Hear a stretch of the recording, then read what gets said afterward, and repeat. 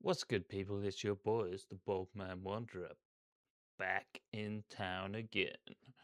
So, what are we doing on this fine day? This fine day with the internet, the sunshine, and many, many choices of things to watch. I've seen a few. I've seen a few. Is sourdough actually good for you? I think we've had enough of Eddie for a little bit. I'm gonna watch this guy. Never heard of him, never seen him, no idea who he is. His name is Paul Messner, apparently. And you know why I'm going to watch this guy? Because I think these camping things are coming up because I keep clicking on camping stuff. But, I'm tempted in the summer or something. Not when it's that windy, but tempted to go swimming, basically. Not swimming. What am I even talking about? Swimming. What's going on in my brain right now? I've been swimming. I want to go camping. I've been wild camping now for about 10 years, and I've been lucky enough to pitch my tent in some fabulous locations. Poor bivvy. And in that time, I must have tested hundreds of bits of gear. Well over 100 tents. The thing is, I do want to go camping, and I would go basic camping. I would go in England, first of all, I'd start there. And then I don't even know the rules of camping, so really, if I'm gonna go and go camping, I should figure some stuff out. Can you camp? Let's try the Lake District. The Lake District is beautiful. Wild camping is not legally permitted without express landowner permission. To camp legally, you must stay in recognised campsites. Okay. Where can you wild camp for free in the UK? Most of Scotland, okay. Go to Scotland, folks. It's freezing freaking cold, but you can wild camp. Dartmoor, where wild backpacking, wild camping is a legal right. Wow, that's cool. I'd probably get lost as hell in Dartmoor. I'd need my phone. There's stuff you gotta buy. That's why you gotta think about this thing. If you're gonna go proper camping, tolerated areas, permitted above the highest fell. I've just read something about the Lake District. It says you're not allowed.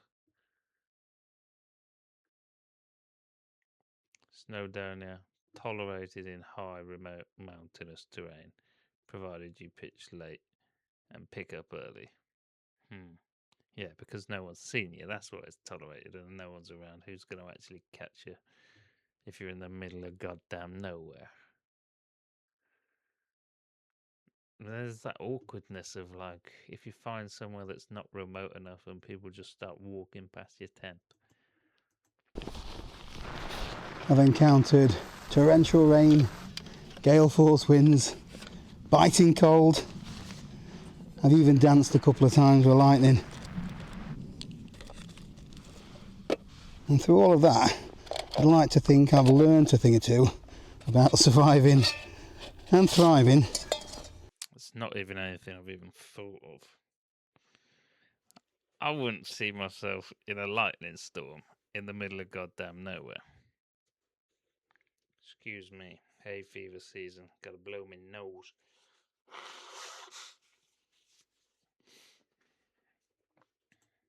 In the great outdoors. So I thought today I'd make a video sharing some of the experiences that I've had and things that have worked for me when I've been out camping and backpacking. So whether you're a seasoned pro or you're just new to camping, there's always a thing or two that you can learn. I'm learning stuff all the time. So light your stove, put the kettle on, sit back and we'll get into it.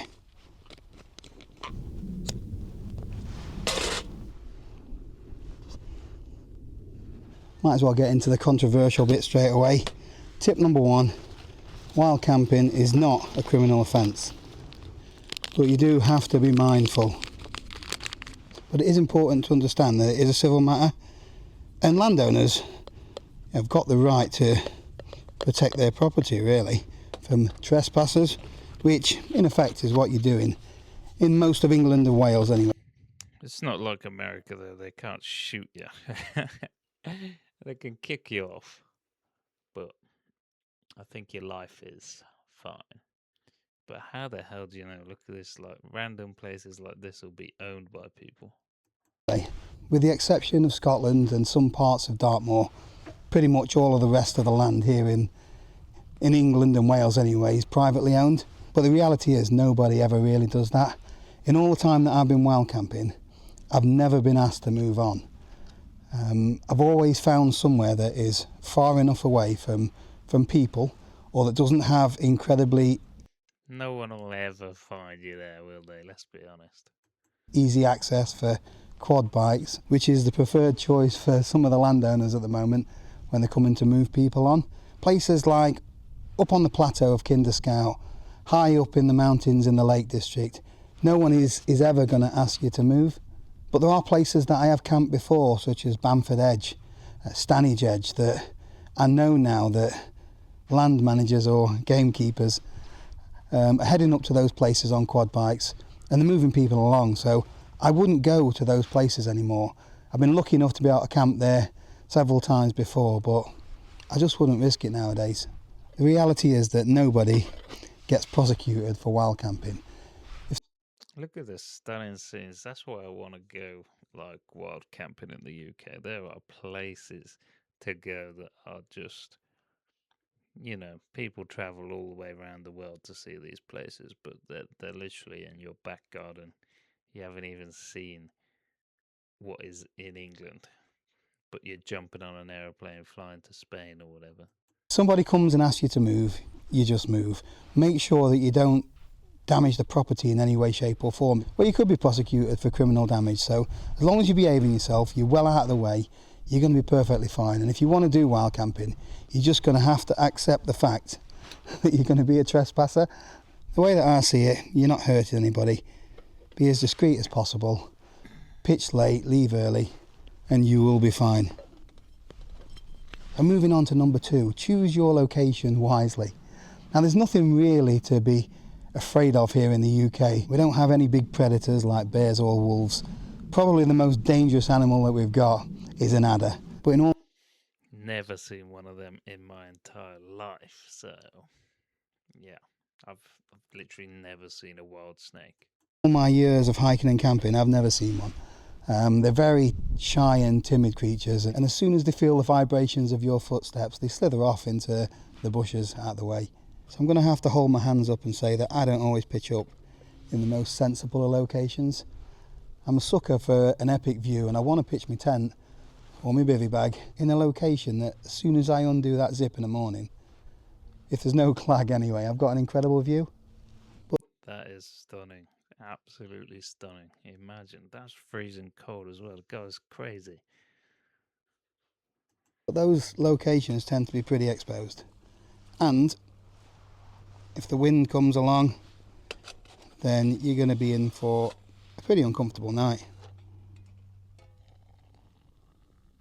You are much better off pitching up in a sheltered area, in a dip, behind a hill, behind some rocks, anywhere where the wind's not going to really affect your tent. I've had many an uncomfortable night where my tent's been blown all over the place, where if I'd chosen a more sheltered location, I might not have got the best view in the morning, but I'd have got a better night's sleep. Another mistake, although it's not always my fault, I still make today, is not pitching on a level bit of ground. Things might look level, but if you pitch your tent on an uneven bit of ground or somewhere that's slanted, you usually find in the middle of the night that your sleeping pad and all your gear's just slid down into the corner of your tent. Or you've had an uncomfortable night because there's rocks underneath where you put your sleeping pad. Obviously in places like this, you can't always guarantee a perfectly flat pitch, but take a little bit of extra time and find the flattest pitch possible anyway. Not planning on sleeping on a slant. Although maybe that's quite comfy actually. Let all your stuff go to the bottom. Try not to pitch right on the path. Look out for the game trails in the grass as well, because you don't want rabbits or deer even running through your camp in the middle of the night. While I'm on about pitching, quick tip about pegs. So not all pegs are equal, but as all things in life, I find you get a better result if your peg's longer. I do find. Oh my god. This guy's quite funny as well. He's chilled, man. He's seen some cool ass views. I wonder how much money he put into all his gear. I'm planning on buying some cheap stuff if I go. In really windy conditions, if you've got a longer peg, something around 9 inches or something like that, then that holds in the ground better. With a longer peg, your tent is much more likely to survive the night. That's what I've found anyway. There are one or two exceptions, like if you're pitching in really soft ground or loose sands, you're going to need a different type of peg altogether, but that's probably for another video. Right, number 3, gear matters, but not as much as you think. You don't need to spend a fortune to go wild camping. I started out with really basic kit. Most of it was army surplus. And then if you really get into the hobby, you can just upgrade as you go. Some things you might never really need to upgrade. You can buy your gas stove for 10 or 15 quid that you might not need to replace for years. Roll mats are cheap as chips and really durable. They're not the most comfortable thing in the world, but they will do a job and last for ages. I've said it before and I'll say it again. I've never beaten that feeling that I got from my first time doing this style of wild camping. That was with basic gear, and I've used a lot more expensive gear since then, and it's not improved the experience anyway. The most important thing is that you've got the essentials, so you're going to need some. I don't know how I feel about that plastic cup, my dude. You're putting boiling water into a plastic cup. Look, what's that? I think that was with basic gear, and I've used a lot more expensive gear since he's got a proper cup there then, and it is not really. But that is not. That is like a plastic cup. It's not improved the experience anyway. The most important thing is that you've got the essentials, so you're going to need some sort of shelter, sleeping pad to insulate you from the ground, a sleeping bag to insulate you from everything else, and some. I've not been camping since I was a child. I got some insane sleeping bag like that. It's so thick, it's going to be difficult to carry. I need a proper bag. That's what you need. Waterproofs. You don't even need a stove. Take a packed lunch with you. But just make sure that your gear is up to the conditions that you're going to be camping in. I've had a few uncomfortable nights where I've pushed the limits of sleeping bags and sleeping pads. It's a tough lesson to learn, but make sure that you've got gear that is rated to below the temperatures that you're going to be sleeping at. So before I move on to tip number 4, I quickly want to give a shout out to Squarespace, who's kindly sponsored the video. Sorry, dude. Don't care about Squarespace. First purchase. Moving on to number 4. Buy the best gear that you can afford. I remember my mate Ben. He's literally just said you can get a cheap tent from Costco for like 60 quid. Telling me that buy cheap, buy twice, and a lot of the time that really is the case. I find it's been the same with any hobby I've done. You tend to buy the cheapest entry-level gear, and before long you're wanting to upgrade all the time. So if you start off buying some, yeah, it's like my camera. It's like my GoPro Hero 10, which honestly I thought was decent enough, but I'm just disappointed every time I see these YouTubers. I'm disappointed.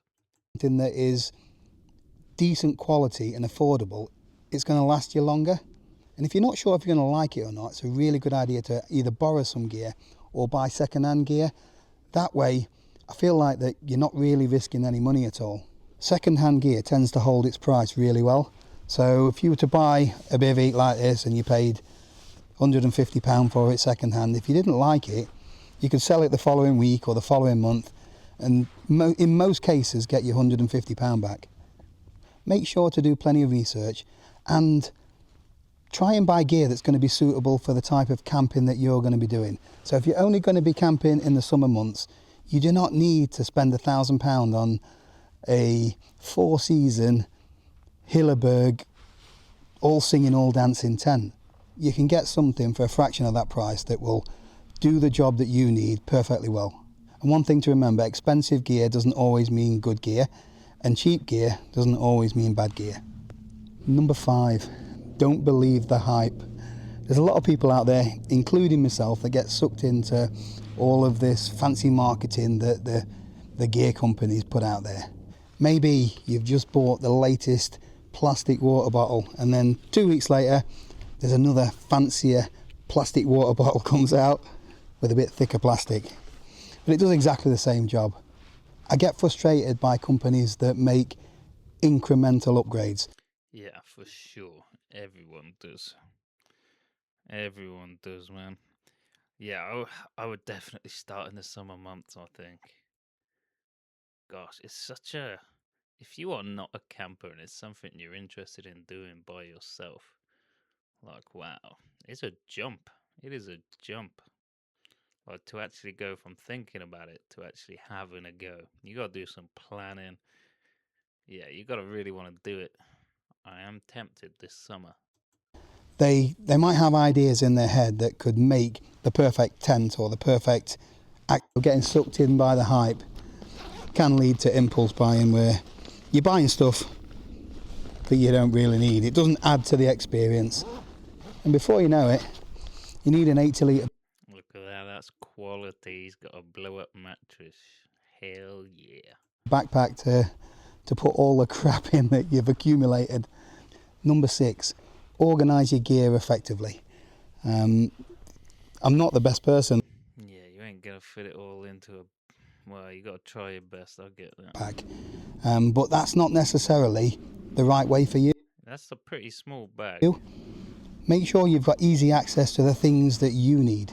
So if you've got a medical condition, for example, there's no point in having your first aid kit with your medication right at the bottom of your backpack.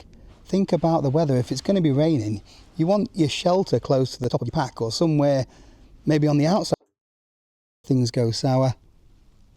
I've learned that the mainstream news outlets like BBC or ITV Weather, those kind of things, they're more generic. Up in the mountains or up on Kinder Scout, it's almost like it's got its own. Very good point. That's something I wouldn't even think about, but it does make sense 100%.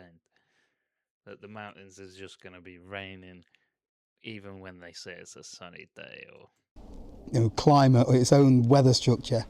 You can often get really bad weather up there and it'd be perfectly fine down in the valleys below. It's the one thing you can't rely on, the weather. So number 8, at some point you are going to get wet. If you are the sort of person that gets outdoors regularly, you go camping regularly, at some point you're going to get caught out in some rain. Obviously make sure you've got your waterproofs with you, but even then, waterproofs are allegedly waterproof and breathable, but the fact is that I've never found any yet that do both at the same time. If I've got waterproofs on for a long period of time, I usually find that I'm wet inside anyway, from just the vapour from my body heat not being able to escape. I'm not going to go deep into it, but the rainwater clogs up all the pores in the membrane and doesn't allow your body to breathe, basically. So you are going to get wet. So make sure that if you're camping, especially in colder weather, that you've got a spare pair of dry clothes to change into. Once you're wet and cold, if you haven't got dry clothes to change into, it's very difficult. yeah, it looks fun. I am into it. Right. I think we get the point. You gotta buy some gear. Should we look at some camping gear? Camping gear UK. Look at these, some of the first websites that pop up. I'm not gonna go to any of them, am I? Or am I? Decathlon, dirt cheap, surely. I don't want your cookies, man. Tents, yeah, let's get a tent. It's just me and my own 1 and 2 man tent. 2 person, 29 quid. Wow. 2 person, £49. Woohoo. Suppose it's just a 1 person. Where's the filter at?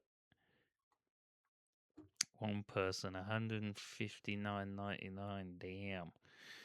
Trekking tent, lightweight, freestanding. It's like you got to check the quality. It's got 500 reviews. It's pretty decent. And he's right. If you buy cheap, you buy twice. So I would want a decent one. Not that I can afford anything right now, but yeah, in the future, good tent. Use once. Nice solo tent. Very lightweight. Great little tent. And I wonder if there's like other countries that have much better, like wild camping.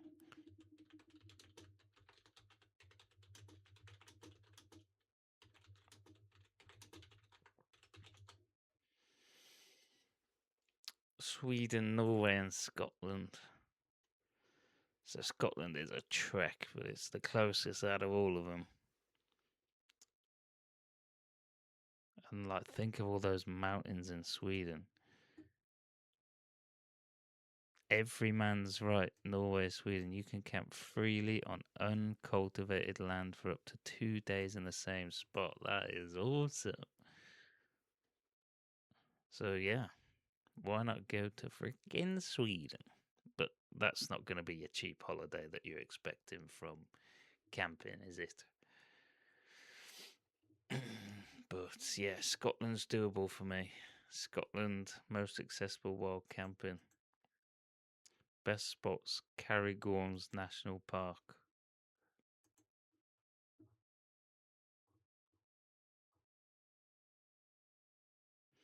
It's just like being safe in these places. You're going to be walking long distances. You're going to need a lot of food.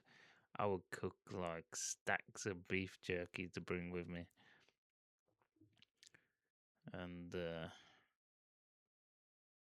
yeah, staying in nice places. Bringing a camera. You got to make a video out of that one. Right, for now, folks, I think I'm done. I'll see you in the next one. Hopefully, you've joined me for the duration. If you have, give me a like, give me a subscribe. Peace out. See you in the next one. Au revoir.